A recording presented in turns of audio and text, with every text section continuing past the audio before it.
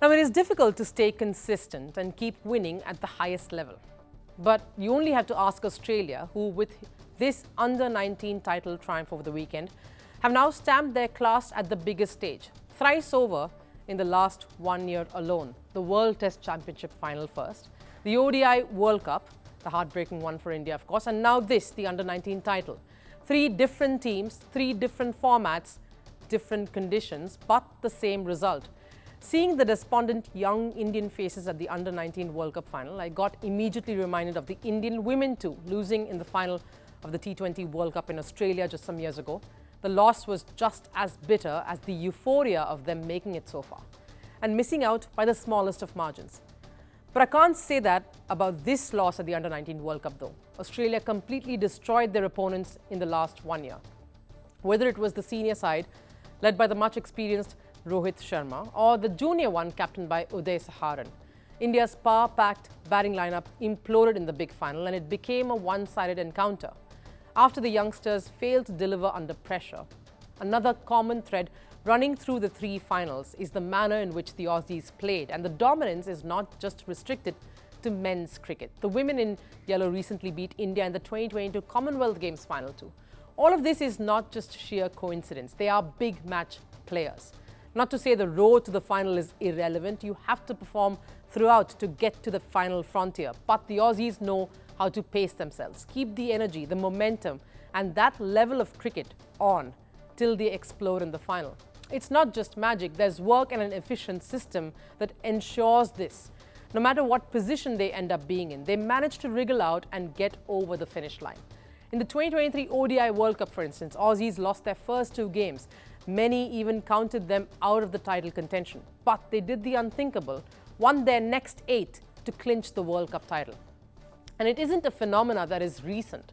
Though India seemed to have got on the other side of them repeatedly of late, we've seen leaders with that killer instinct on and off the field. Someone like a Ricky Ponting. All the great teams that I've played with and all the great teams that I've been around have always had that belief that they can win from anywhere, and literally anywhere. Even World Cup campaigns that I played in, we had games where we probably shouldn't have won, but someone was there with that belief to put their hand up and win the game. And that's what I talk about with Australia in World Cups. They've got this knack of being able to just win the big moments, and today was a huge moment as they qualify for the World Cup semi-finals now, and hopefully onwards and upwards for them. Now, contrastingly, despite the cricket craze and the massive infrastructure in place, India's failure to perform in clutch situations seems to be the constant factor in these defeats. India enjoyed a period of success under the legendary skipper MS Dhoni, who led them to 3 ICC tournament wins. But India's ICC trophy drought in senior cricket has now spanned for over a decade. The knack of winning, rightly as pointed out by a World Cup winner, Ricky Ponting, there's a method in the madness. You can sense that mentality every time the Aussies take the field. It isn't just mere intimidation. This was reflected during one of their group stage encounters in the ODI World Cup versus Afghanistan.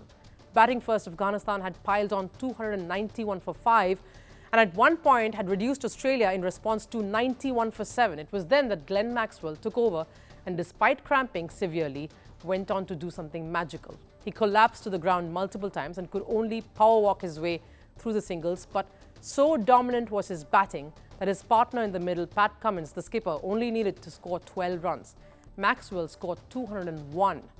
And of course, we all remember that knock all too well. After the first 2 games, people were quick to write us off. The belief was always there as a team. After today, it would have gone a bit higher.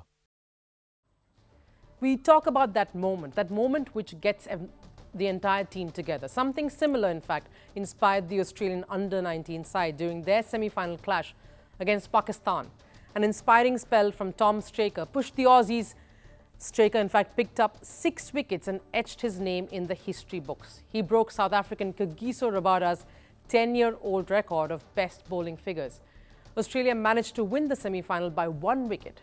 Now, it is moments like these, that one spell or that one unbelievable knock, that can completely lift the team and take it up several notches. And maybe that pumped them up for this big final, snatching victory from the jaws of defeat and then beating India in grand style. People keep writing them off, but they only keep coming back. That's the Aussie mentality, and that's how they do it. That's the reason why they are the only team to have won all 4 ICC tournaments in men's cricket. They have been a dominant side in the ICC tournaments with 6 ODI World Cup wins, 2 Champions Trophy titles, and 1 T20 World Cup and a World Test Championship apiece.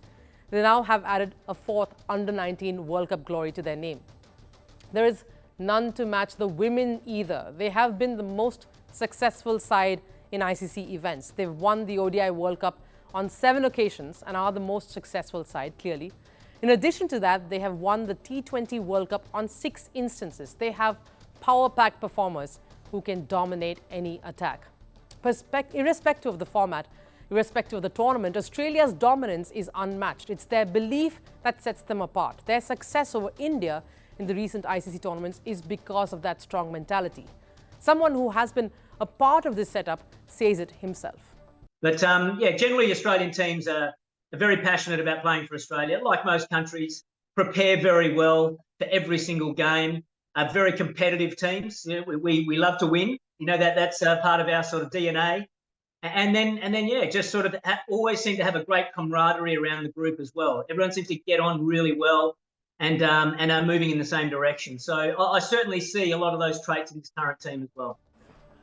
Yeah, Hussey mentions 2-3 key points. He speaks about the winning mentality being in their DNA, the fact that they hate losing and how they always rally around each other and the camaraderie is always there. They look for those moments, like a Glenn Maxwell moment or a Tom Straker moment here in the Under-19 World Cup, to get them all together and band together.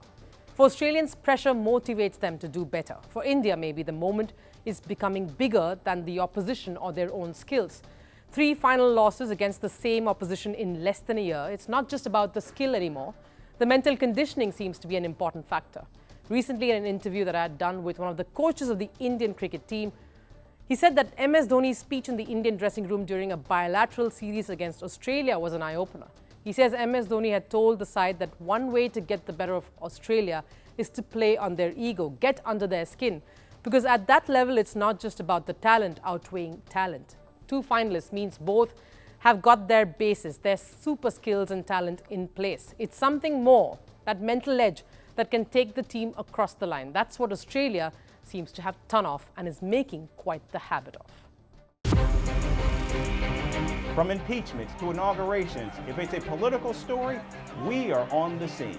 The race for the White House is heating up. We're beating Biden. How dare he say that? If it's breaking news, we're live with the latest coverage. From the White House, the State Department, and Capitol Hill, we know the issues, but above all, we know the players to bring you the latest in-depth analysis on all the key stories that we're covering.